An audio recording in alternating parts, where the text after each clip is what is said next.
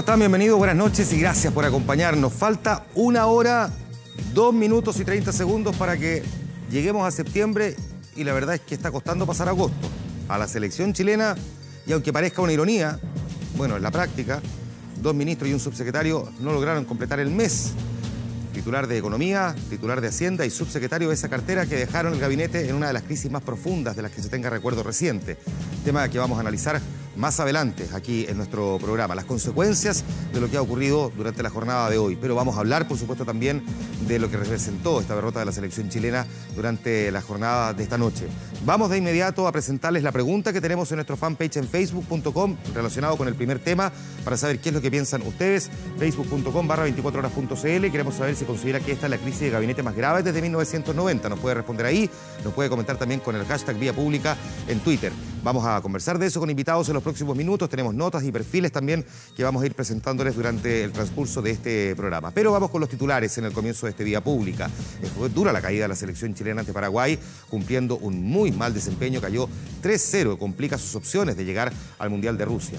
El censo entregó resultados preliminares y determinó que somos 17.373.831 chilenos. Y una planta química cerca de Houston registró 2 explosiones tras las catastróficas inundaciones provocadas por el paso del huracán Harvey. Son nuestros titulares. Vamos a comenzar de inmediato. De hecho, con el comentario deportivo y la imagen en vivo, o sea, la imagen a pantalla completa, digo, de lo que ha sido este partido en el relato y además en los comentarios que nos va a empezar a entregar nuestro compañero Pablo Ramos, a quien le agradecemos que nos acompañe. Pablo, ¿cómo estás? Juan Manuel, ¿qué tal? Buenas noches. Hay harto que analizar de este desastre monumental hoy por la noche acá en Santiago. Primero, dio la sensación que en este partido hubo un desorden total por parte de los seleccionados. Y queda la sensación de que cada jugador acá en cada puesto hace lo que quiere. Alexis Sánchez de repente aparecía jugando como central. Arturo Vidal corría por cualquier lado de la cancha. A mi parecer, los mejores hoy en el campo de juego fueron Gary Medel, que salvó algunas ocasiones de gol, y Eduardo Vargas, que permanentemente intentó batir la portería guaraní. Fue un duelo complicado, de los peores que se le ha visto a la selección chilena como local en los últimos 5 años. Lo bueno de esta fecha clasificatoria que aún se está jugando es que Chile se mantiene en el 4º lugar, en zona de clasificación directa al Mundial de Rusia 2018. Esto luego del empate de Argentina frente a Uruguay 0-0 en el Centenario de Montevideo y también del empate de Colombia frente a Venezuela igualmente 0-0 en San Cristóbal. Por ende, a pesar de esta derrota del día de hoy, los otros resultados favorecen a Chile en la fecha número 15 de las eliminatorias sudamericanas rumbo a la próxima Copa del Mundo. Déjame ir preguntando algunas cosas. Primero, si es posible que miremos el 1-1 de alguno de los jugadores clave. Alexis Sánchez da la sensación de que nunca estuvo en el Monumental, que parece que todo lo que lo ha rodeado en las horas y en los días previos le pasa la cuenta, no logra finiquitar en momentos y en minutos clave además de este partido. Estuvo desordenado, lo que te decía yo, apareció como de repente como central en muchos pasajes del partido y cuando Alexis hace esto, habla mucho de la desesperación de la selección chilena, porque acá cada jugador, según lo que pide el técnico, tiene una función dentro del campo de juego. Y si a Alexis Sánchez le piden ser el win izquierdo, jugar en la ofensiva por el sector izquierdo, tiene que hacerlo porque el engranaje estratégico funciona de tal forma. Entonces cuando se desespera y baja a buscar pelotas, sí, jugó muy lejos del área. Cambia el esquema. Termina jugando muy lejos del área, además nos desequilibra ahí en los últimos metros, que es a lo que nos tiene acostumbrados. Y ahora, el jugador puede decir que el tema del Manchester City no influye dentro del campo de juego, pero finalmente no logra concentrarse completamente el jugador cuando tiene un contrato tan millonario y tan trascendental para su carrera fuera del alcance de sus manos. Ya vamos a profundizar en eso, en el tema del contrato de Alexis Sánchez en el Manchester City que se cayó, pero eso yo creo que también influye al final en no enfocarse y concentrarse completamente en un partido tan trascendental como era este frente a la selección paraguaya. Y pasó lo mismo también yo creo con Arturo Vidal. Eso te iba a decir, que digamos que fue una noche difícil para él, en una semana para el olvido, sí. Pero además, digamos, el autogol, este infortunio, digamos, nefasto con el que nadie quiere cargar, pero tengo la sensación de que también estuvo muy perdido. Pasa que, bueno, Arturo Vidal después del partido nuevamente casi se va a las lágrimas, recordando lo que fue esta semana, lo complicado en el tema familiar que fue para él. Entonces, insisto, los jugadores pueden decir que quizás estos temas alternos al tema propiamente futbolístico pueden no influir, pero lo hacen porque no permite que se concentren completamente en Juan Pinto Durán, en las horas previas al partido, en lo que es este compromiso, que son duelos a esta altura, cuando ya quedan 3 fechas para que terminen las eliminatorias. Cada punto define lo que puede ser la clasificación al próximo Mundial. Tengo la sensación además de que en el caso de Arturo Vidal cayó en la tentación de meterse a jugar de delantero, lo que, digamos, desprotege un área que es clave. Eso habla del desorden completo que existía hoy en el campo de juego por parte de la selección chilena. De repente, Alexis bajaba mucho, Vidal subía demasiado, Eduardo Vargas intentaba hacer una suerte de enganche que no es su posición. Entonces, si existe ese desorden, también esto señala que los jugadores no le están haciendo caso al técnico, a las instrucciones, a lo que entrenan durante la semana en Juan Pinto Durán. Si el técnico le dice a Alexis Sánchez, usted tiene que hacer estas jugadas, tiene que ubicarse en este sector de la cancha, tiene que hacer eso, porque si no, otro jugador tiene que cubrir la posición que deja vacía, y eso también significa que otro jugador cubra otra posición, claro, y se convierte, Juan Manuel, en un desorden total. ¿Por qué crees tú que en el caso de Edu Vargas terminó comportándose de esa manera? No tuvo posición fija en el ataque, uno ve que al final se desordena, y a pesar de que tuvo un mejor primer tiempo, tengo la idea que un segundo tiempo, ¿por qué crees que le pasa eso? ¿Tiene que ver con todo el otro desempeño colectivo del equipo, o también hay ciertas individualidades y ciertos comportamientos erráticos que provocaron este desorden general? Habla de la desesperación que existe hoy en la selección chilena. Me parece que de repente se habla mucho de que esta selección depende de Alexis Sánchez, de Arturo Vidal, pero cuando el medio campo no anda, no importa si Alexis Sánchez o Vidal no están funcionando. Si el medio campo de la selección no anda bien, clave, no está desordenado, claro, la selección se descompensa absolutamente, y ahí los centrales, los defensores quedan muy apartados de la delantera, del medio campo, de las posiciones de creación de opciones de gol. Entonces, en definitiva, es muy difícil poder llegar a obtener opciones de anotar frente a una selección que, en definitiva, anota un gol y se va atrás a defender a portería.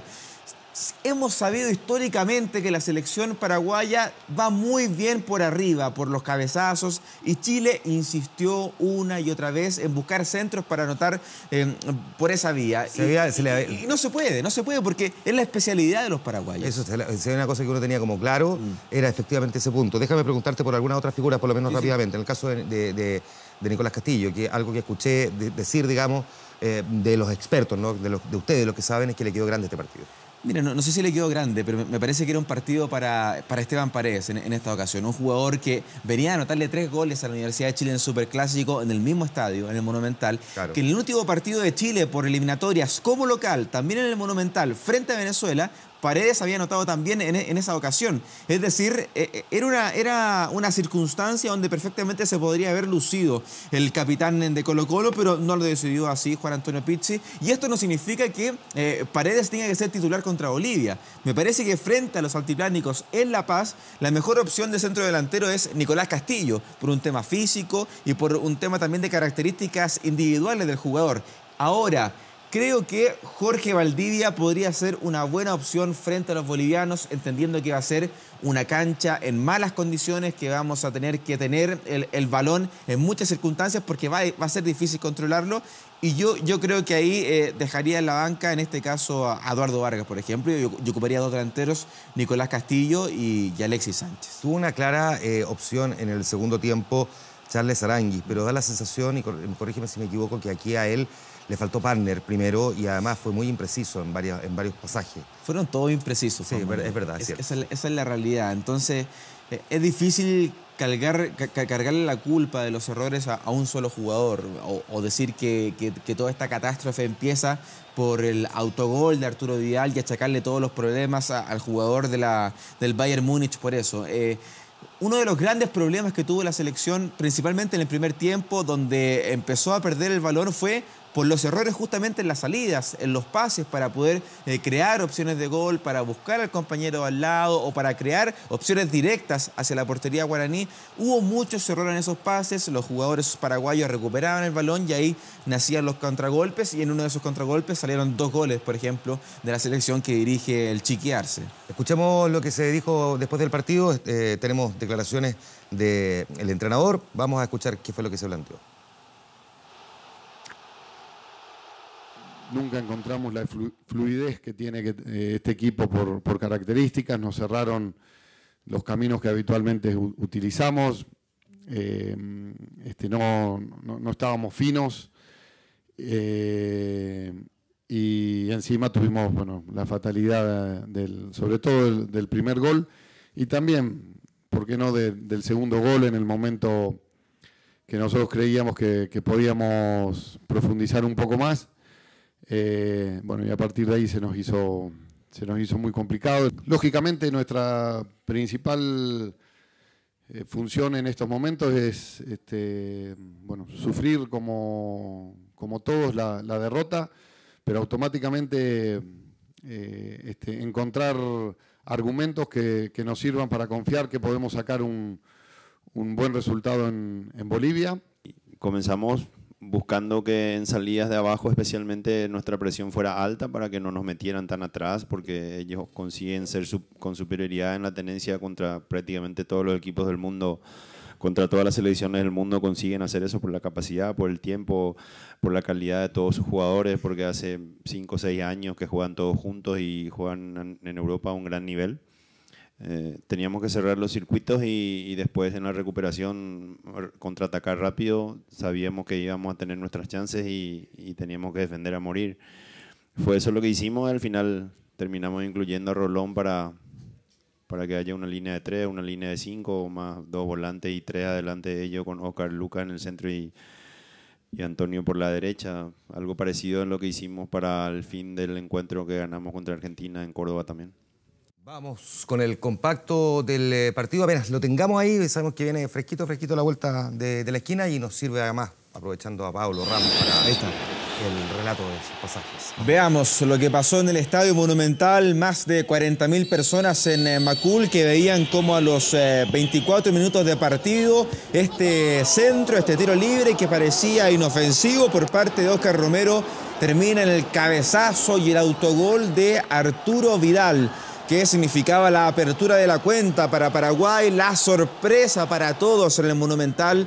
Ganaban los guaraníes 1-0. Y así la selección intentaba con estos centros de Alexis Sánchez, que en muchas ocasiones no llegaban a ningún jugador porque los paraguayos sencillamente rápidamente despejaban el balón. Acá una volea de Eduardo Vargas que rebota en un rival y el balón se va hacia el tiro de esquina. La selección intentaba, pero los errores en la salida le pasaban la cuenta. Y pasó, por ejemplo, acá. Un error termina con este gol también de la selección paraguaya. Víctor Cáceres aprovecha el mal rechace de Marcelo Díaz y era el 2-0 ya de los paraguayos en el Monumental frente a la selección chilena. La tranquilidad ahora era que Argentina seguía empatando 0-0.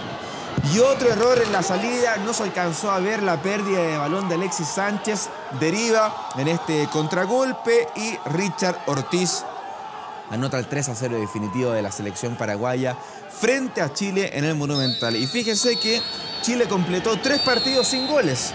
El 0-0 en Portugal, semifinales de la Copa Confederaciones, la derrota frente a Alemania en la final del torneo en Rusia, que recordemos fue 1-0, y también este 3-0 frente a la selección paraguaya. Tenemos entonces, además, corrígeme, Jara y Aranguis fuera del partido con Bolivia por la amarilla, ¿no? Exacto, Jara y Aranguis. Y bueno, según Pizzi, lo que alcancé a escuchar en la conferencia de prensa, dice que no va a citar a más jugadores y va a buscar a los reemplazantes dentro de lo que tiene actualmente en el plantel. Y eso indica que deberían ser Paulo Díaz y también el Tuco Hernández los reemplazantes, aunque no me sorprendería que por Aranguis entre Jorge Valdivia en reemplazo de ese jugador, lo que me parecería una decisión muy acertada de Juan Antonio Pizzi.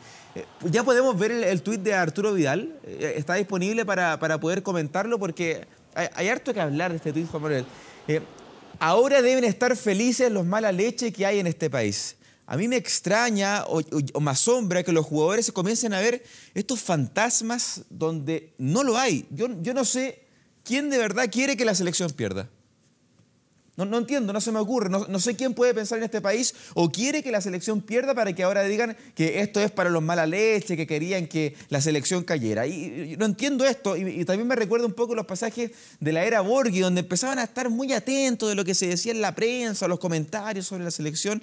Todos queremos que la selección gane, que la selección triunfe, que vaya al Mundial de Rusia 2018. Y el tuit sigue. Pero no se preocupen, cada vez me falta menos para irme. Déjame agregar una cosa así sobre esto. En beneficio de Arturo Vidal y de quienes muchas veces se quejan, efectivamente es cierto, y hay que mirar esto también con paños fríos, desideologizadamente, si se quiere, desde la perspectiva del fútbol, que es verdad que muchas veces hay mucha especulación, mucho sobreanálisis, muchos rumores y mucha rumorología sobre lo que ocurre dentro del camarín, de lo que es el comportamiento de los jugadores. Pero, en este caso en particular, no es que la prensa haya especulado al respecto, sino que se produce un episodio al que llega incluso Carabineros. Sí. Por lo tanto, donde había estado el jugador y donde estaban sus amigos, por lo tanto, esta es una historia que se construye en base a una investigación policial. Con hechos. Con hechos. El episodio existió. Claro, por lo tanto, durante la mañana y rápidamente se recoge la versión que el propio jugador entrega. Durante la tarde se despejó rápidamente en todos los medios y todos los medios se encargaron de aclarar que efectivamente no había sido así. Por lo tanto, no sé a quién se refiere con lo de los mala leche. Yo entiendo la posición y el momento, además la calentura, la rabia, la frustración de Arturo Vidal. Todavía está en el Monumental, Vidal. Y francamente uno tiene que también tabularlo y evaluarlo en esa perspectiva, ¿no? O sea, puesto en su lugar debe ser tremendamente triste, frustrante, en fin. Seguramente mañana lo mirará de otra manera, no lo sé, sí. pero se comprende. Pero sí, en este caso, a diferencia de otros, hay que decir que había una investigación policial en curso. Pero por eso me gustaría saber a quién se refiere Vidal solamente con los mala leche. Y claro, bueno, el incidente existió. Vidal no participó directamente, pero él estuvo sí en el Monticello esta noche, en la semana, junto con sus amigos.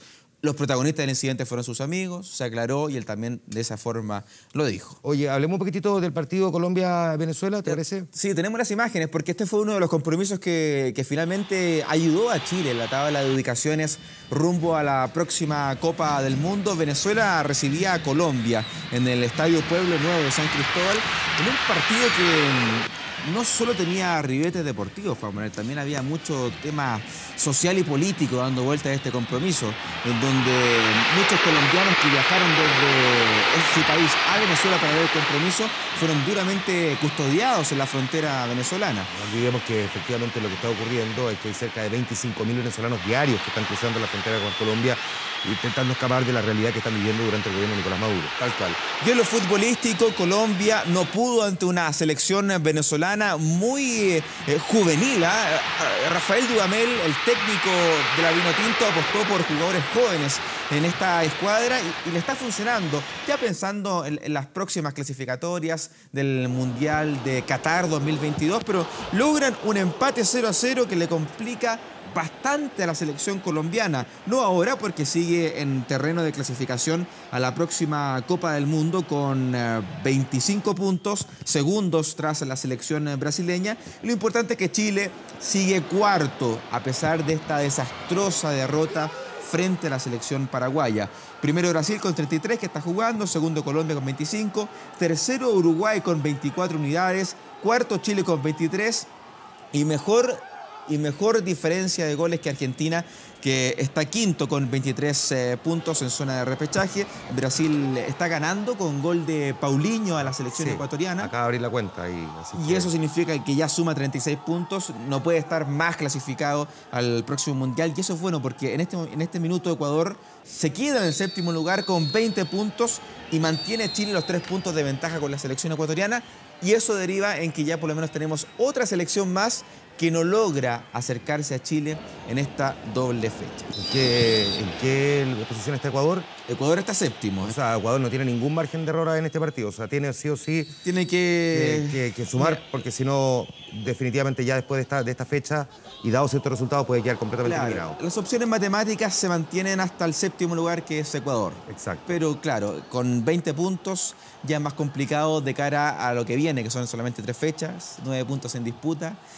Es complicado, es complicado. A Chile le queda solamente un partido de local de estos 3. Viene Bolivia, Ecuador como local y luego Brasil como visitante. Miremos la fecha, todo esto. Tenemos eso sería bueno, para ya teníamos que volver con la calculadora, ¿sí? ¿Para qué andamos con cosas? ¿Sí? Es verdad, ¿sí? Estamos pensando, sacando cálculos, sumas, restas, divisiones, multiplicaciones, lo que sea. Pero la próxima fecha, yo se la voy a contar de las eliminatorias, que en la fecha número 16 se tendrá la selección chilena enfrentando a Bolivia en La Paz a las 5 de la tarde en el estadio Hernando Siles. Posteriormente a las 5:30 Colombia recibe a Brasil. Es un partido donde siempre nos conviene acá de aquí en adelante que Brasil gane todo. Y si Brasil le puede sacar una victoria a Colombia como visitante sería extraordinario. A las 18 horas del martes Ecuador recibe a Perú. Nos conviene que gane Perú, que pierda Ecuador. Posteriormente, Argentina recibe a Venezuela en el Estadio Monumental de Buenos Aires, 20-30 horas. Y cierra la fecha, ahí está, Paraguay recibiendo a la selección uruguaya en el Defensores del Chaco de Asunción. Martes 5 de septiembre, entonces, partiendo a las 5 de la tarde con el partido entre Chile y Bolivia, o Bolivia recibiendo a Chile. Y bueno, a partir de ahí, todo lo que venga. Pablo Ramos, vamos a aprovechar que tu gira internacional tan exitosa te ha dejado por estos días en Santiago de Chile para dejarte amarrado al tiro para el próximo martes en vía pública. Nos vamos a quedar acá y no nos movemos. Es talentoso este cabrón, ¿no? Es bueno, Pablo. Con eso. No, usted sabe. Gracias, Pablo. Si usted es el rey acá. No, ojalá. Gracias, Pablo. Nos vemos. Bueno, nosotros nos quedan muchas cosas que revisar y por supuesto que queremos darle un vistazo a otros temas también. Antes de eso tenemos una recomendación que hacerle de BTR y después les vamos a recordar cuál es la pregunta.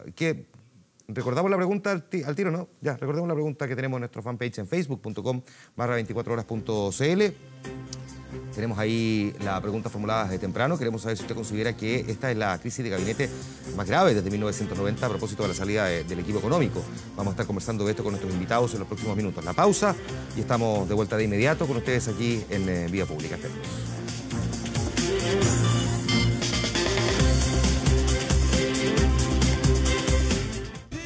Algunos otros temas que queremos revisar también con ustedes esta noche. Después de 5 años de incertidumbre, se vieron las primeras pistas sobre cuántas personas hay en Chile. Más de 17.373.000 habitantes es el resultado preliminar del censo abreviado que se hizo en abril. Datos que van a servir para planificar las próximas políticas públicas. Cuando la CRG se tomaba las radios, nadie se imaginó que la desvergüenza iba a comerse el pudor de miles de chilenos. Era un Chile cambiante, distinto, uno donde reinaban las micros amarillas. La migración, ni el aborto, ni el matrimonio igualitario estaban en el debate público. Éramos solo 15 millones de habitantes y desde entonces que no sabemos realmente cuántos somos. ¿Sabes cuántos somos los chilenos? ¿Como 15 millones? Yo tenía entendido como 17. La verdad que no tengo idea. No tengo idea. No. Y tienen toda la razón para no saberlo, pero desde hoy ya no hay excusa. La cifra de población efectivamente censada asciende a 17.373.831 personas. O sea, somos 2.257.396 personas más que hace 15 años. Las primeras pistas de este censo abreviado, datos preliminares de más de 6 millones de casas censadas, un registro que viene a reemplazar el fallido intento del 2012. El censo no es perfecto, pero con algunas correcciones que se pueden hacer, es un censo que va a ser útil y que es válido. Es muy difícil decir que un censo que tiene 1,7 millones de personas que no fueron censadas es un censo de calidad. No se contó adecuadamente a las personas, no se estableció un día feriado, digamos, para permitir que estuvieran todas las personas en su hogar, digamos. No sabíamos nada porque por lo menos yo soy de La Serena y allá en La Serena a muchos vecinos no los censaron. Un error en la muestra, gente no censada, controversia que significó que por 5 años se implementaran políticas públicas sin tener certeza de las reales necesidades de la población. Porque la cantidad de población determina la asignación de dineros para fondos y programas sociales. En educación, ¿cuáles son las comunas que necesitan más apoyo? Las municipalidades que necesitan más apoyos. Porque ahí se podría poner más cantidad de locomoción para apoyar las zonas más pobladas. Datos vitales que fueron anunciados por el impulsor de este nuevo recuento, ministro de Economía, que realizó su última aparición pública antes de su renuncia. Cuando hablamos del censo, es de información fundamental para poder desarrollar buenas políticas públicas. Encuesta que se sigue analizando y que en diciembre ofrecerá la radiografía final de cuántos somos en este largo y angosto país. En la crónica internacional, la Agencia de Protección Ambiental de Estados Unidos descartó señales de toxicidad peligrosa en la humareda producida tras las explosiones de una planta química en Texas, inundada con el paso de la tormenta Harvey. La Agencia Federal para el Manejo de Emergencias de Estados Unidos había indicado que el humo que emanó de la planta química era extremadamente peligroso, lo que gatilló la evacuación de la población cercana. Además, al menos 10 personas debieron ser hospitalizadas por la inhalación de gases tóxicos que se generaron luego de 2 explosiones. Todo esto mientras la Casa Blanca anunció que pedirá al Congreso fondos de emergencia para financiar la recuperación de infraestructura en los estados de Texas y Luisiana, que suma unos 100.000 hogares afectados por el paso del huracán. El asesor de Seguridad Interior, Tom Boswell, informó que el gobierno de Donald Trump se encuentra preparando además una solicitud de fondos al Congreso para hacer frente a los severos daños que sufrió la infraestructura pública. Con este anuncio se conocen datos estadísticos preliminares de la devastación que ocasionó el paso del huracán Harvey por 2 emblemáticos estados norteamericanos. Bueno, y este jueves se cumplieron 20 años de la muerte de la princesa Diana de Gales, por lo que miles de sus seguidores se han acercado al Palacio de Kensington, donde vivió junto a sus hijos hasta el día de su muerte. Británicos de todas partes del país, extranjeros provenientes de varias naciones, pasaron frente a las puertas del palacio para dejar flores, velas y fotografías y presentar sus respetos. A ellos se sumaron también sus 2 hijos, los príncipes William y Harry, quienes el miércoles dieron un paseo por los jardines del palacio, donde su madre pasaba mucho tiempo. Durante las últimas semanas, el jardín fue modificado en honor a la princesa. Se plantaron rosas inglesas blancas y también otras flores que eran cercanas a ellas. Además, en París, donde ocurrió el trágico accidente de tránsito, la alcaldesa de la ciudad se acercó hasta la llama de la Libertad sobre el túnel del Alma o el puente del Alma, cerca del lugar donde chocó Diana junto a su pareja, para dejar flores y mostrar sus respetos.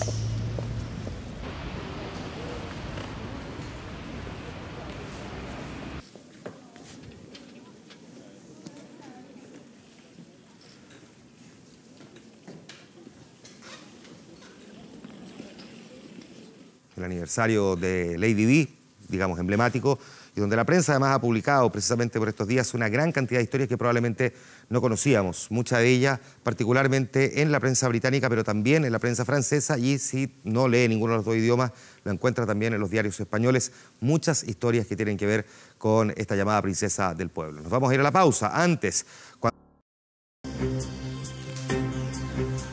bueno, es un hecho inédito desde el retorno a la democracia. Esta mañana renunció en pleno el equipo económico del gobierno. La desautorización pública de la presidenta Bachelet al ministro de Hacienda por sus críticas al rechazo del proyecto minero Dominga derivó en la renuncia de Rodrigo Valdés, del subsecretario Alejandro Mico y del ministro de Economía Luis Felipe Céspedes. Nicolás Eizaguirre, uno de los ministros más cercanos a la mandataria, asume de vuelta como ministro de Hacienda, el tercero de este gobierno, un cargo que ya había ocupado bajo la presidencia de Ricardo Lagos y se convierte históricamente, de hecho, en el ministro de Hacienda que más tiempo ha estado precisamente en ese cargo.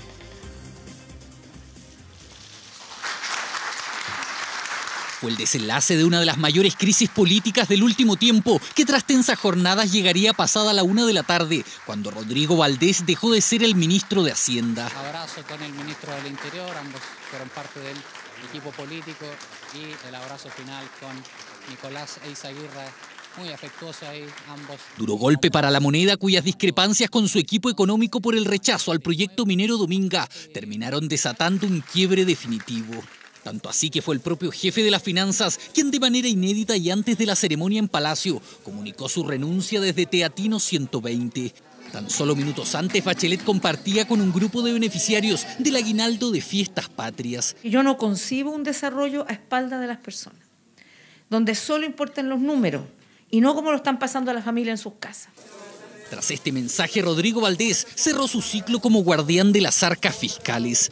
Quiero informarles que he presentado mi renuncia a su excelencia de la República, a su excelencia la presidenta de la República, Michelle Bachelet, y ella ha aceptado esta renuncia. Renuncia aceptada tras acusar que con el rechazo del Comité de Ministros a Dominga, algunos de sus pares no tenían el crecimiento entre sus prioridades. Avanzar sostenidamente hacia mayores niveles de crecimiento requiere disciplina y convicción del gobierno, pero creo que no logré que todos compartieran esta convicción. Convicción que llevó también a que el ministro de Economía, Luis Felipe Céspedes, renunciara a su cargo y se despidiera el mismo día en que fueron presentados los resultados preliminares del censo. Céspedes fue crítico del rechazo al proyecto Dominga, de hecho se retiró de la votación. También se sumó este jueves la salida del subsecretario de Hacienda, Alejandro Mico, quien habló en su minuto de decisiones apresuradas. Quiero decirles que para mí ha sido un tremendo honor el poder haber llevado adelante una agenda que busca generar un crecimiento inclusivo en nuestro país. El DC Jorge Rodríguez Grossi tomará su lugar como ministro de Economía y Nicolás Eizaguirre hasta hoy en las Express. Sucederá a Rodrigo Valdés en Hacienda. Plato repetido para ambos porque encabezaron dichas carteras durante el gobierno de Ricardo Lagos. el ministro Valdés, que hizo una gestión extraordinaria, que es una persona que yo aprecio enormemente, que es un amigo del alma, así que yo no voy a hacer más que continuar lo que él sembró, con un poco más de fortuna, no tanta, porque creo que todavía esto se va a demorar un poco. Con el ministro Eizaguirre ya fuimos equipo económico hace algunos años atrás y espero que nos vaya muy bien en este caso. Gabriel de la Fuente, hasta hoy subsecretario de las Express, tomó el lugar dejado por Eizaguirre y asumió el mando de la cartera. Fue el 9º ajuste en el gabinete por el que han pasado 46 ministros y que llega a 6 meses del término del gobierno. Una recta final en la que Bachelet pidió unidad a sus colaboradores. Concentración en el trabajo, capacidad de escuchar a las personas y espíritu unitario en cada una de las tareas que enfrentemos. Pido también que seamos capaces de transmitir en terreno y de cara a las personas la certeza que estamos trabajando por un proyecto colectivo que pertenece mucho más que a un puñado de nombres, pues es un anhelo de nuestro país entero. En 3 años y medio de gestión, Bachelet designa a su ya tercer ministro de Hacienda, cartera históricamente reconocida por exclusivos y estables liderazgos. La actitud que ha tenido la presidenta es de una irresponsabilidad extrema. Genera una inestabilidad económica y, sin duda, incertidumbre. La salida de Valdés es la salida de un ministro muy importante. Yo creo que hay que agradecerle lo que él ha hecho por el país, porque ha hecho un trabajo importante, pero en algún momento los ministros tienen que salir. ¿No era necesario que el ministro Valdés se fuera? Yo creo que él probablemente tiene algunas otras consideraciones personales, pero yo creo que el ministro Valdés hizo bien su pega. Los postulantes a la moneda también sacaron la voz. La verdadera solución no es un cambio de gabinete, es un cambio de gobierno. Un nuevo gobierno que recupere la unidad y la confianza de los chilenos. Para crecer hay que generar empleo. Y empleo no es cualquier empleo, es empleo decente. Y eso, en la medida que el nuevo gabinete sea capaz de impulsar en esa dirección, rápido todo el mundo se va a olvidar que hubo un cambio de gabinete. Lo sucedido esta mañana muestra una descomposición total de la nueva mayoría hoy día. Es una descomposición total que se muestra además en una falta de proyecto común. Mi crítica es que esto se podía haber evitado, el efecto que tiene respecto a la tramitación de temas que son centrales. En día de fútbol, cambios en el equipo de gobierno con un renunciado capitán de las finanzas que tras dejar el ministerio en calidad de ciudadano abordó taxi con rumbo a un paro indefinido.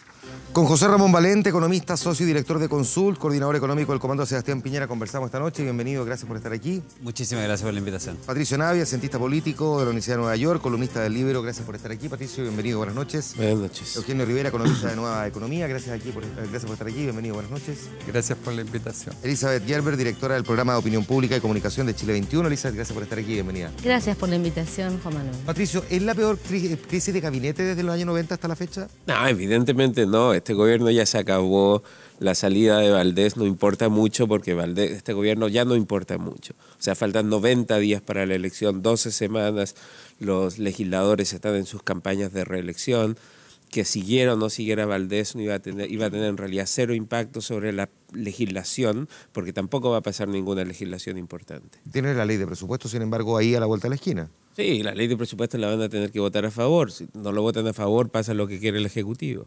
Ya, ahora, no solamente eso, está el proyecto de ley de pensiones. O sea, el proyecto de ley de pensiones no iba a pasar. Fue un proyecto que se envió única y exclusivamente para convertirlo en un tema electoral. Nadie en su sano juicio podía pensar que el Congreso iba a pasar un proyecto así de complejo cuando le quedan 90 días para una elección y cuando todos los legisladores están más preocupados de su reelección que de esto. ¿Dónde observas tú entonces que está la gravedad de esta crisis? Pues no creo que sea una crisis grave. ¿No te parece una crisis grave? No, es un gobierno terminal. Cuando un paciente está a punto de morir y le da un ataque cardíaco, sabemos que se va a morir. Entonces, no es sorpresa que se vaya a morir. Ok. Eugenio, te hago la misma pregunta a ti. ¿Es que es una crisis grave esta o no? Yo creo que sí, es una crisis grave. Nunca se había revelado el equipo económico de la forma que lo hizo frente a la autoridad presidencial. Sin embargo, creo que no tiene mayor relevancia práctica. En ese sentido yo coincido porque, en primer lugar, porque son reemplazados por 2 personas que aseguran la continuidad y el término tranquilo del gobierno. Pero yo creo que, sin embargo, aunque no va a tener consecuencias importantes, sí es muy relevante por varias razones. En primer lugar, creo yo que permite hacer una evaluación más afinada de lo que fue la gestión del ministro Valdés. A mí me parece que, si bien siempre estuvo bajo la protección de la derecha, me parece que su balance no es positivo. Él llegó ofreciendo recuperar el ritmo de crecimiento de la economía, ofreciendo también recuperar la capacidad productiva del país, y en realidad se va muy mal. Primero vimos que en el primer semestre la economía crece apenas un 0,5%, pero lo que es más importante es que él llega al gobierno diciendo que va a recuperar la capacidad de crecimiento, y en esa época el comité de expertos del PIB tendencial hablaba que la economía tenía una capacidad de crecimiento de 4,3, y él se va dejándolo en 2,6. Es decir, no hay un buen resultado por ese lado. Por otra parte, la presidenta le había encargado en julio del año pasado, en agosto del año pasado, preparar un proyecto de reforma de pensiones. Se demora un año. Como decía Patricio, lo presenta en un momento que ya no hay tiempo político para hacerlo. Por otra parte, desde el punto de vista, de alguna manera, su acción permanente había generado conflictos importantes al interior del gabinete, lo que creaba una sensación de falta de gobernabilidad, y en ese sentido a mí me parece que su salida no solamente reafirma que tenemos una conducción política, que la presidenta afirma su liderazgo sobre el gabinete, y yo espero que los conflictos al interior del gabinete ministro bajen y la presidenta puede terminar de buena manera su gestión presidencial. Puesto en ese escenario, entonces te hago la pregunta, ¿era un mal ministro de Hacienda, Rodrigo Valdés? Primero, a mí la cuestión del cambio de gabinete me parece, contrariamente al clima prevaleciente, una buena señal en términos de terminar con esta especie de reinado de Hacienda por sobre el poder político. Creo que está muy instalado acá que el ministro de Hacienda es intocable. Nadie está diciendo que no sea importante y que no sea sumamente relevante la seriedad con que se traten los temas económicos. Lo que no comparto es que sea intocable y que esté casi a la par, o a veces un poco más que a la par, que la primera figura del poder político de la República, que es la presidenta o el presidente. Creo también que no significa ningún caos porque evidentemente con las figuras que están reemplazando a los ministros salientes, que vienen del corazón del bacheletismo y del laguismo y que además tienen una reconocida trayectoria en sus carteras, lo que va a haber es más bien continuidad. Sorpresas con Eizaguirre, sorpresas con Gabriel de la Fuente, que es una persona, un subsecretario que venía manejando en gran parte las relaciones con el legislativo y además muy bien evaluado, muy bien reconocido por los parlamentarios en general en este sentido articulador. No va a haber grandes sorpresas. Si fue bueno o mal ministro, bueno, depende de dónde se lo vea.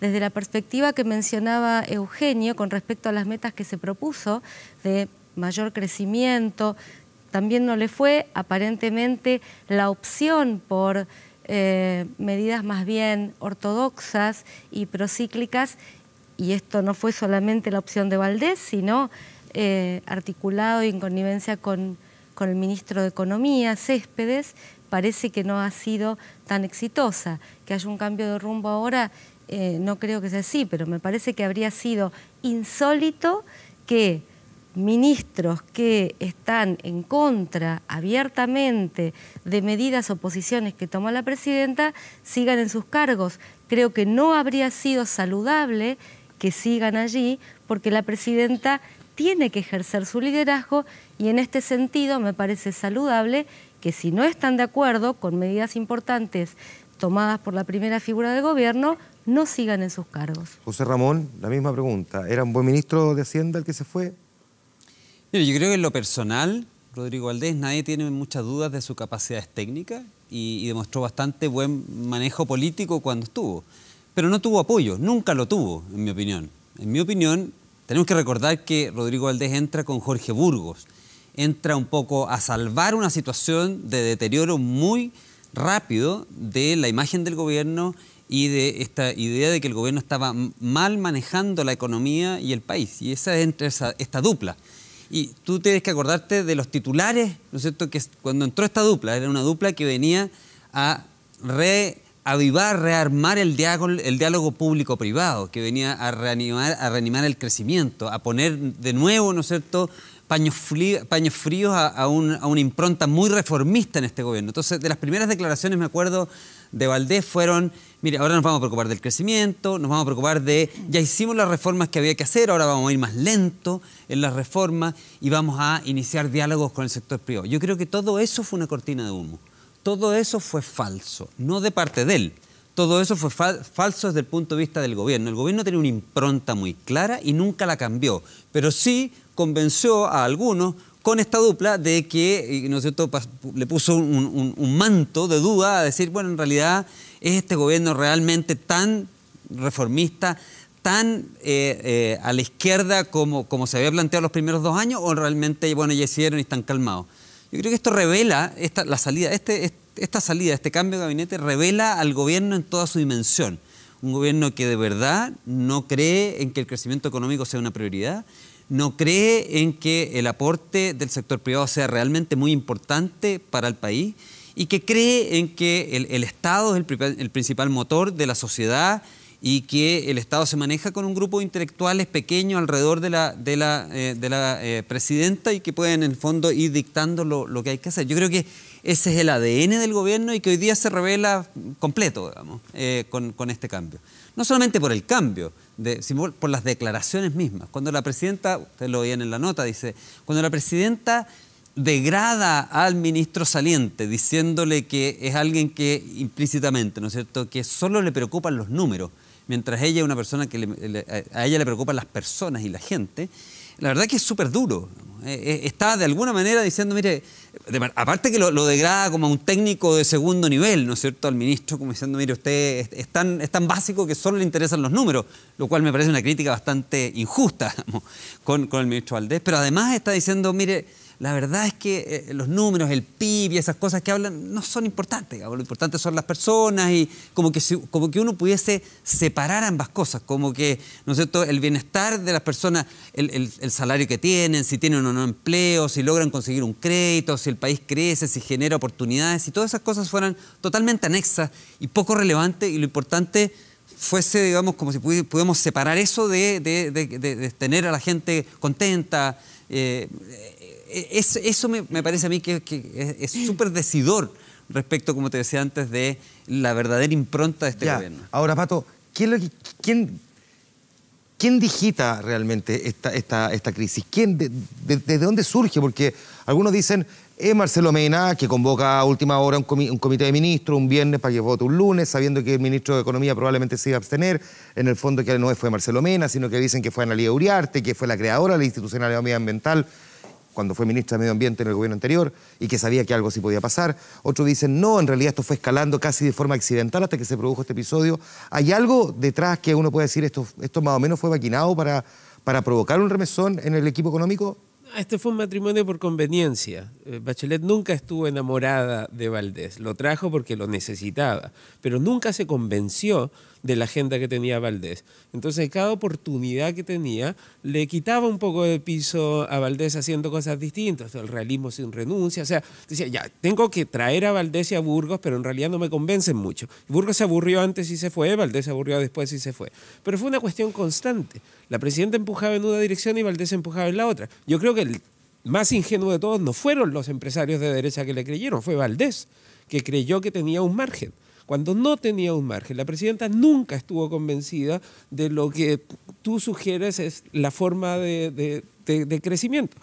Yo también lo creo, pero la presidenta no lo creía. Entonces traer a Valdés fue usar una máscara que en realidad ella nunca creyó y ahora se siente libre. Pero da la sensación de que las peleas que tuvo el ministro Valdés con Jimena Rincón, después con la ministra Kraus, en el fondo de alguna manera parecía que la presidenta más bien giraba hacia la posición de Valdés y no de los ministros del Trabajo. Entonces, por eso es que de alguna manera como que sorprende tan categóricamente que la presidenta pronuncie esta semana 2 lapidarias frases contra el ministro de Hacienda. Daba la idea de que más bien ella estaba más alineada hacia la cartera de Hacienda que hacia la cartera del Trabajo en la discusión sobre las pensiones. Yo estoy de acuerdo con Pato, yo creo que no, fíjate. Incluso ella plantea una falsa dicotomía. En una de esas discusiones ella plantea una falsa dicotomía como para hacer, dice, aquí, ¿no es cierto?, o es medio ambiente o es crecimiento. Como que sí. Pero es una falsa dicotomía que plantea ella, ¿no es cierto? Elizabeth. Primero que sí, pero muy de cerca la reforma laboral, y sí, la injerencia del ministro de Hacienda fue bastante importante y la presidenta le dio bastante carta blanca al ministro de Hacienda, y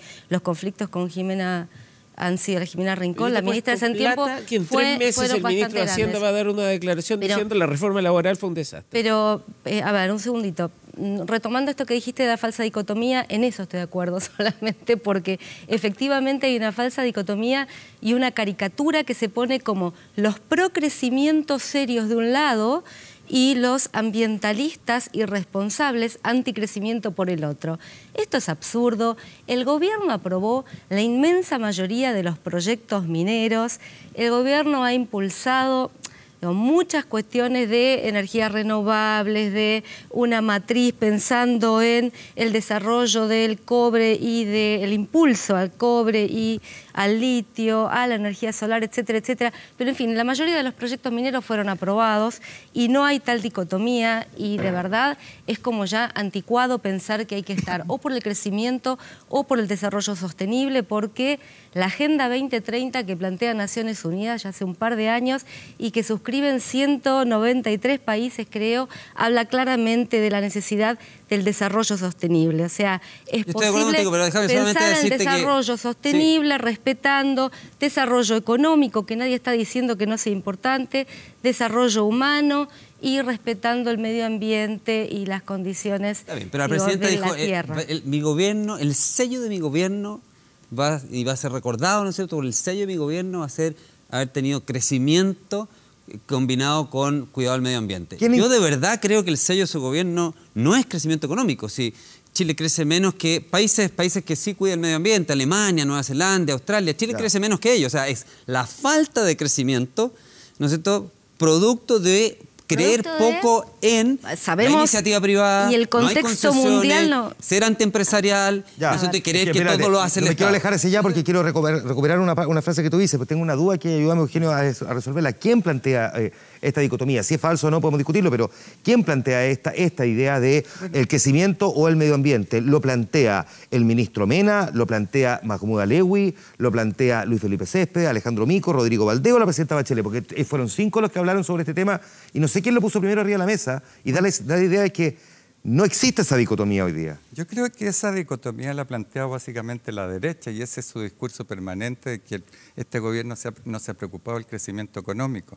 El problema político, eso es lo que dicen las cifras, no sé el problema político de Valdés fue que se compró ese discurso, y él el primero en decir... Compró, él cree en eso. Exactamente, pero él, o sea, repitió el discurso de la derecha en cuanto a decir que cuando uno se preocupaba del medio ambiente, estaba despreocupándose del crecimiento. Yo creo que tú estás insultando a Valdés, porque eso es lo que cree Valdés. Bueno, no es que correcto. Se haya comprado el discurso de la derecha. Pero yo creo que, si quieres puedes decir que Valdés es de derecha, pero en eso cree Valdés, siempre creyó en eso. Estoy de acuerdo, y que ese fue un problema desde el punto de vista de que no fue capaz de levantar un discurso y una política alternativa a la de la... Solo una precisión. El ministro Valdés lo que dijo esta semana fue que algunos, sin precisar cuáles, pero uno entiende que se refiere a miembros del gabinete, no tienen el crecimiento entre sus prioridades. Esa es su frase. Y yo más bien, en primer lugar, yo creo que él no tuvo el crecimiento económico dentro de sus prioridades, porque permanentemente planteó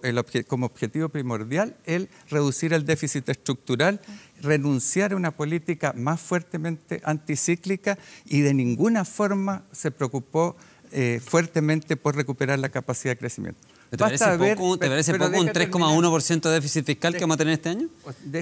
Déjame terminar, porque la otra pata, el otro ministro que sale, tenía bajo su responsabilidad el tema del crecimiento de largo plazo. Casi ningún chileno sabe quién es Céspedes.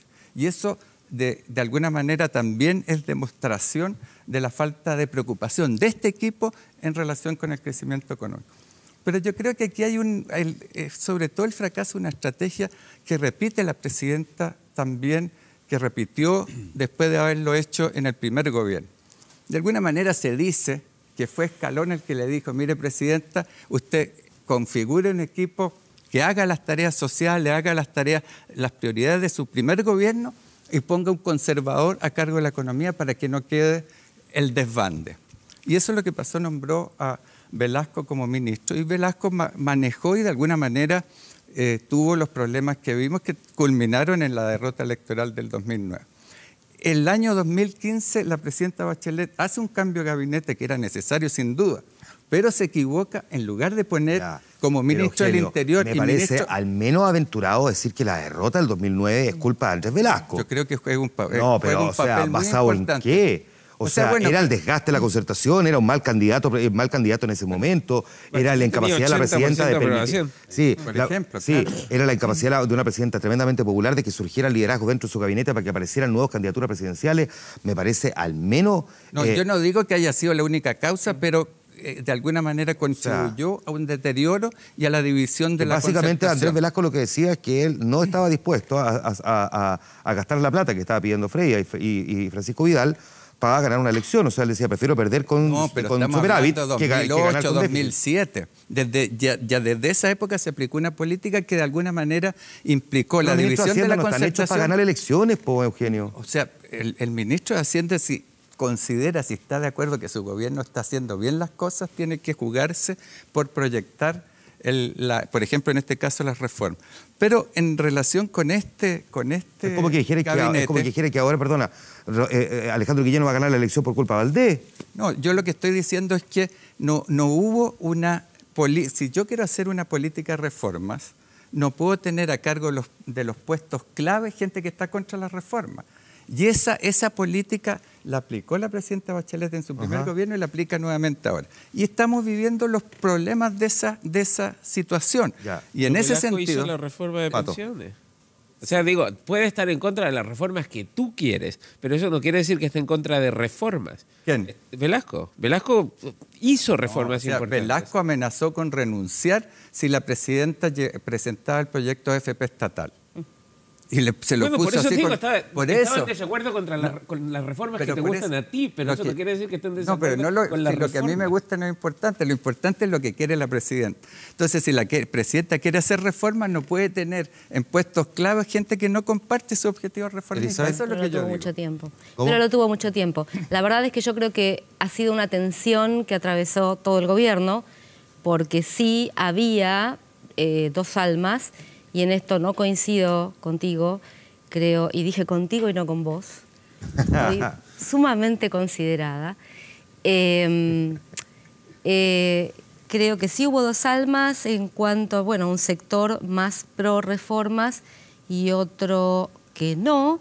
Y sí creo que el ministro Valdés y el ministro Céspedes abrevaban en esta última corriente y creo que tuvieron gran influencia. No coincido en cuanto a que el crecimiento no tuvo lugar porque este gobierno básicamente estaba en manos del ministro de Hacienda y del ministro de Economía y no les fue bien. Ahora también tenemos que tener en cuenta el contexto mundial. Hubo años dorados, ¿no?, de buen precio del cobre del 2003 al 2013 aproximadamente. Todos sabemos, después una caída. Esto arrastra también las inversiones en Chile, afecta también, no sigan diciendo, la verdad que ningún economista, y de esto sabes más que yo, ningún economista serio puede decir que por las reformas no se produjo el crecimiento o un crecimiento superior al 2 o al 3%. Hay un contexto internacional en el que se inserta Chile. Tan serio como decir que las reformas no tuvieron ningún impacto. O sea, las reformas tuvieron un impacto y evidentemente que tuvieron impacto en la toma de decisiones. Pero no creo que en el no crecimiento de Chile. Ahora sí creo que la falta de crecimiento también es responsabilidad de entonces dentro del grupo de esos economistas no serios que dices tú, porque yo te voy a decir... Y el contexto internacional no tiene nada que ver en un país que depende básicamente de las commodities. Te lo acaba de decir Juan Manuel. Aquí hay, ¿no es cierto?, factores internacionales, sobre todo, ¿no es cierto?, en el primer año, 2014, que teníamos que recuperar. Llevas ya 3 años, 2015, 2016, 2017, con un crecimiento mundial acelerado. ¿Y quién define ¿Y quién define políticas ortodoxas en economía? Entonces, A ver, yo te voy a decir, déjame completar ahora la idea. Déjame. Entonces, plantear que el crecimiento de Chile, que ha sido por primera vez en los últimos 30 años, Chile ha crecido menos que los países de la Alianza del Pacífico, menos que el mundo, menos que el promedio de su propia historia y menos que los países emergentes. Eso es la primera vez que le pasa a Chile desde el año 90, 27 años. Entonces tú me dices que le pasó a todos. No, aquí hay países, ¿no es cierto?, bastante más desarrollados que nosotros, como Australia, que han crecido más que nosotros. Países bastante más y exportador de commodity y que tiene a China como su principal socio comercial. Perú, Colombia, que son países latinoamericanos, si quieres esa comparación, que han crecido más que nosotros. El mundo como un todo ha crecido más que nosotros. O sea, claramente hay una incidencia de factores locales. Las expectativas empresariales y las expectativas de los consumidores se fueron al suelo. Y eso tiene que ver, tú puedes decir, no, es que los consumidores y los empresarios son irracionales. Esa es una forma de ver el mundo. Yo creo que son, ¿no es cierto?, miran y forman esas expectativas de acuerdo a lo que ellos creen que va a venir hacia el futuro. Y esas expectativas no tienen que ver con el precio del cobre, no tienen que ver con la forma en que se estaba conduciendo este país. Ese país se estaba conduciendo de una muy mala manera.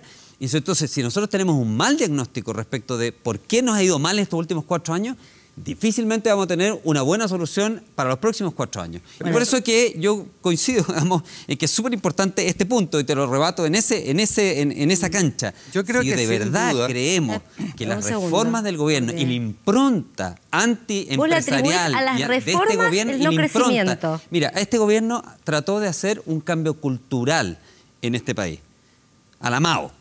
Para hacerte bien franco, un cambio cultural, en el sentido de decir, aquí consumieron ayahuasca en el camarín, estoy seguro. Aquí en lo único relevante, ¿no es cierto?, para ver desarrollo es lo que podemos hacer a través del Estado. De hecho, ¿no es cierto?, imprimió un libro que tiene tapa roja por el lado de atrás, digamos, y que se llama El Otro Modelo. Y en el otro modelo, básicamente, lo que se dice aquí dice, del orden neoliberal, ¿no es cierto?, al régimen de lo público.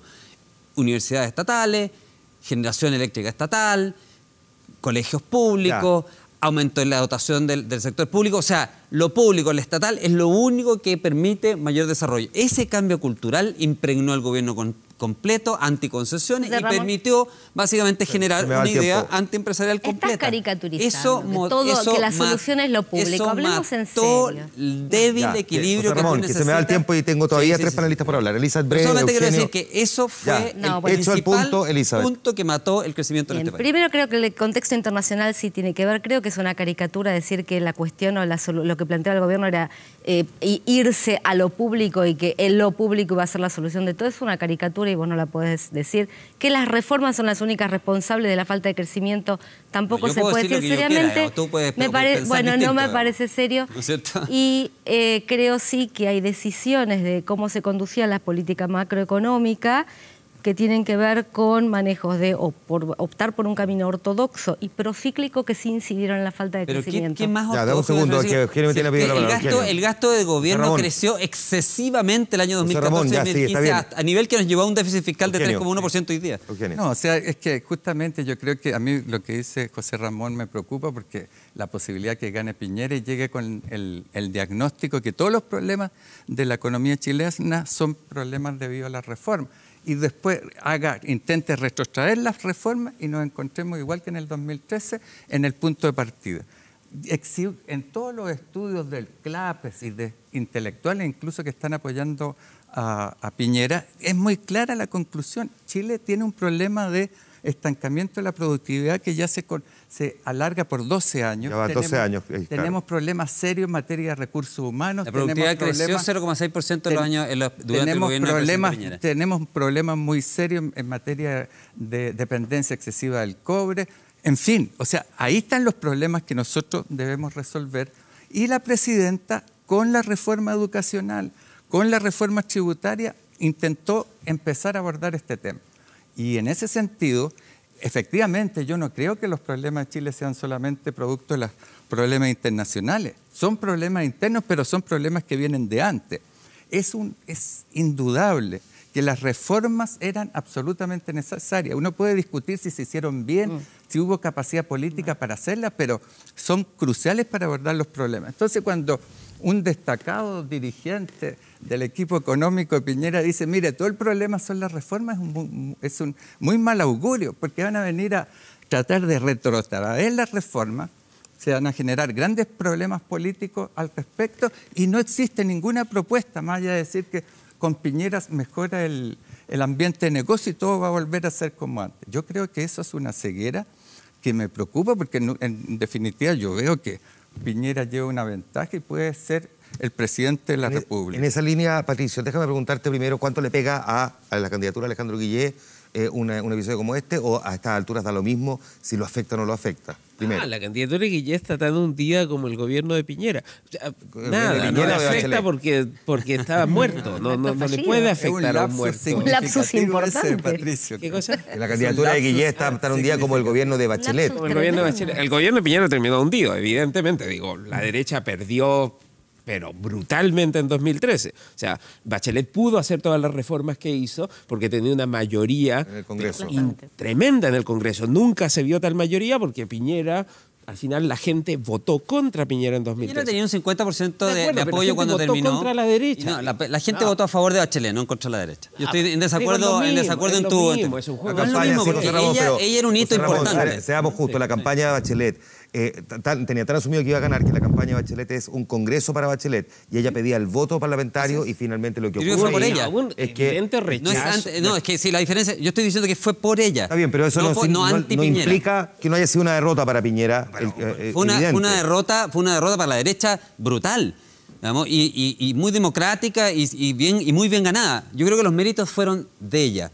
Tú estás tratando de poner que los méritos, que no fueron méritos de ella, sino que fueron errores del gobierno de Piñera. Yo creo que fueron principalmente esto no le pega. No, porque ya está en el piso. Entonces digo, ¿qué va a hacer? Ya, ahora, no se puede ¿hay alguien que salga favorecido? Un gobierno ¿Hay alguien que salga favorecido de esta crisis? O sea, evidentemente eso le ayuda a Piñera, porque si este gobierno termina así de mal, entonces la gente va a recordar el gobierno de Piñera y decir, bueno, digo, nos caía mal, decía estupideces, hizo cosas que no nos gustaban, pero al menos la economía creció. Y al final la gente efectivamente piensa eso y dice, mira, tenía trabajo, habían oportunidades, no me gustaba el presidente, pero bueno, estaba mejor, mis condiciones de vida estaban mejor. ¿Solo Piñera gana con esta crisis? El desempleo está bajo. Sí. Perdón, déjeme que me interesa esta mirada, porque también, aunque sea una ganancia pequeña, porque a lo mejor habrá quien considera que Marcelo Mena se erige como un gran triunfador cuando en realidad es un ministro que probablemente hace 48 o 72 horas nadie nombraba. Por eso. Digo, y en 2 semanas se van a olvidar de Mena también. No es un ministro importante. La gente no se acuerda de eso. Ahora, lo que yo creo que ustedes dos están diciendo exactamente lo mismo. O sea, efectivamente hay problemas estructurales. Y lo que está diciendo José Ramón es el gobierno de Bachelet creía que el Estado solucionaba esos problemas estructurales. Y lo que está sugiriendo, y más o menos lo que tú estás diciendo también. Y José Ramón dice, lo que tenemos que hacer es permitir que los privados, que esos espíritus animales, sean los que ayuden a solucionar esos problemas. O sea, el Estado lo que tiene que hacer es generar las condiciones para que los privados solucionen los problemas. Y yo creo que ahí está efectivamente la diferencia entre izquierda y derecha en Chile. Creo que personas razonables de izquierda y derecha creen que tenemos problemas estructurales, porque no cuesta darse cuenta de eso. Pero la gente de derecha dice, el Estado lo que tiene que hacer es generar las condiciones para que los privados lo hagan. Y en general la izquierda cree que el Estado lo hace mejor que los privados. Ahora, lo que decía desde la FP sobre ese punto, a lo que se le pedía a Rodrigo Valdés y a Céspedes no era reemplazar al sector privado, sino que era asumir las tareas propias del Estado para generar, para que explotaran los espíritus animales del sector privado. Eso de alguna manera lo mata una política que dice... La tarea propia del Estado es política. Para algunos dirán las pensiones es propia del Estado y otros dicen no, lo pueden hacer los privados. Es ejercer un liderazgo sobre el sector privado. Y es un problema que no hizo Elizabeth. Es que, Rodrigo Valdés. No sé, con todo respeto, solamente acá puede ser interpretado, digo, solicitarle o demandar que el Estado cumpla con sus funciones de regulador y fiscalizador, puede ser interpretado como, o tener reformas de mínima, como pedir, no sé, negociación colectiva ramal, pueden ser interpretadas como la revolución soviética. No, como, estás caricaturizando. Pero si nos dijo que toda el gobierno lo que apuntaba era a, no sé, esta prevalencia de lo público o lo público por sobre todo. o el Estado por sobre todo. Nadie está diciendo reemplazar al sector privado en su función de emprendedor, de movilizador, de dinamizador de la economía. Tú no lo estás diciendo ahora, pero esa fue la impronta del gobierno. Fue la impronta. Esa fue la impronta del gobierno cuando terminó con las concesiones, esa fue la impronta del gobierno cuando, ¿no es cierto?, quiso hacer una AFP estatal, esa fue la impronta del gobierno cuando cambió, ¿no es cierto?, la ley de NAP de tal manera de poder que NAP hiciera. Esa fue la impronta del gobierno cuando decidió universidades estatales. Esa fue la impronta del gobierno. Nunca se propuso reemplazar el sistema de pensiones privado. No, dame un segundo, Elizabeth. No sé si era una impronta o no, pero para ser justos también, digamos que Sebastián Piñera también se le cuestiona el haber suspendido las concesiones en las cárceles, también se le cuestiona tomar el teléfono y cancelar un proyecto en Barrancones, o sea, digamos que confusiones respecto del rol del Estado no solo provoca este gobierno, sino que el anterior también. A mí me preocupa yo no estoy diciendo que el Estado, mira, yo no estoy diciendo que el Estado, déjame terminar. Perdona, una cosa corta, es que tú te planteas, ¿qué es lo que te preocupa? La derecha plantea que aquí poco menos, y lo dijiste, se está generando una revolución cultural para que el Estado tome posesión de todo.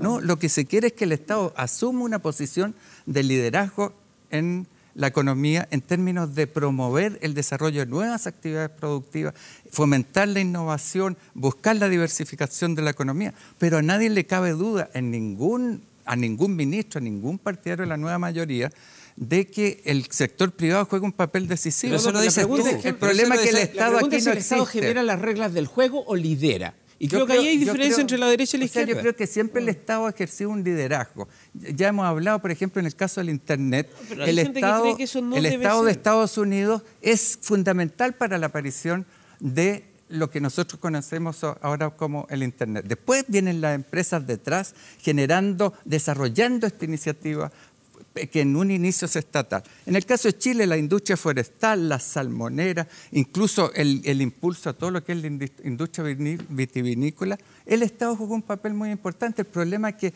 el Estado ha abdicado en los últimos 10 años de esta tarea. Frey y Lagos crearon la industria de concesiones. ¿Y cómo se desarrolló el sector privado a partir de eso?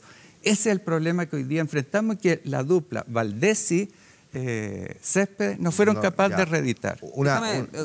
Brevemente, José Ramón. Sí, brevemente. Solamente para volver, porque nos enfrascamos mucho en el tema. Y quiero volver un segundo al tema de la dicotomía, porque es importante. Aquí básicamente se han planteado dos falsas dicotomías. Uno, ¿no es cierto?, que es o medio ambiente o crecimiento. Y la otra que se ha planteado como falsa también, que es o es tecnicismo o política. Sí. Y la verdadera lucha, digamos, es entre arbitrariedad versus institucionalidad. Me refiero al mal gobierno, y este mal gobierno en parte tiene que ver porque tienes un grupo de intelectuales que quieren, ¿no es cierto?, gobernar de acuerdo a sus propias convicciones, como lo decía Pato antes, y no de acuerdo a las reglas del juego que están establecidas. Y están dispuestos, ¿no es cierto?, a ir más allá de las reglas del juego y a no pasar. Pero José Ramón, podemos cuestionar la decisión del Comité de Ministros, pero el Comité de Ministros está dentro de la institucionalidad medioambiental. El telefonazo a Barrancones no está dentro de la institucionalidad medioambiental. O sea, ahí hay un cuestionamiento que se recibió dentro de su propio gobierno también Sebastián Piñera. O sea, digamos que este es un problema que ha estado presente, digamos, en el último tiempo. Yo nunca he dicho que Barrancones haya... Perdón, pero yo nunca he dicho que el tema de Barrancones haya sido una buena decisión. Nunca he dicho tampoco que todo lo que se hizo durante el gobierno de Sebastián Piñera haya sido bueno. Como todos los gobiernos tienen luces y sombras, y cosas de las cuales estar orgulloso y cosas de las cuales estar arrepentido. Yo creo que este gobierno en particular ha sido un desastre desde el punto de vista de las ideas y ha sido un desastre desde el punto de vista de la ejecución. Y eso nos ha llevado, ¿no es cierto?, a la situación que tenemos hoy día de crisis política y económica. A diferencia del gobierno anterior, ¿no es cierto?, que nos llevó a creación de 1 millón de empleos, nos llevó a crecimiento del 5%, a crecimiento del doble de los salarios que está creciendo este gobierno, etcétera, etcétera, etcétera. Déjame avanzar por último, con sus luces y sombras. Pato, una última pregunta. Elizabeth plantea un tema que creo que pasó colado, pero que creo que es muy relevante también. Por primera vez vemos, desde el 90 hasta ahora, en que el presidente o la presidenta de la República antepone un criterio político frente a la figura del ministro de Hacienda, que era siempre intocable. Nunca se ha cambiado un ministro de Hacienda y en este gobierno se cambiaron a dos. Uno por malo, porque Alberto Arenas sale por muchos cuestionamientos, y el otro porque no está de acuerdo con su propio criterio y definición. Marca un antes y un después definitivamente la presidenta, y es posible que eso se prolongue en el tiempo, o es simplemente, digamos, una golondrina no hace verano. No, evidentemente los ministros de Hacienda son menos importantes. Y de hecho, el que comenzó con eso fue Piñera. Larraín como ministro de Hacienda fue mucho menos importante que sus predecesores en los gobiernos de la Concertación. Y a mí me parece que está bien. Los ministros de Hacienda son personas importantes, pero no son santos. Y los presidentes tienen que fijar el camino. Ahora, lo que yo creo es que Elwin, Frey, Lagos y Bachelet I fijaron un camino que era más amigable con el mercado que Bachelet II. Entonces, para esos presidentes tener ministros de Hacienda amigables con el mercado no fue problema en su momento. A lo mejor, tal vez lo fue un poco para Bachelet, pero no lo explicitó, no lo hizo público. Siempre le dio su apoyo a Andrés Velasco. El problema fue que ahora, en este segundo gobierno de Bachelet, Bachelet no era tan amigable con el mercado y trató de, con su segundo ministro de Hacienda, trató de traer un ministro que era amigable con el mercado y ahí se produjo una tensión. Ahora eso se transparentó, pero no importa mucho porque quedan 90 días efectivos de este gobierno, así que hacerlo al final del partido tampoco va a tener un efecto importante. Se me fue el tiempo ya, les quiero agradecer a los cuatro esta tremenda conversación en un día que ha sido bien noticioso, muy marcado además por este cambio de gabinete. Muchas gracias, Eugenio, como siempre, por tenerte aquí. José Ramón, lo mismo. Patricio, muchísimas gracias. Elizabeth, un placer también que haya estado en el programa. Pausa, ya seguimos en Vía Pública.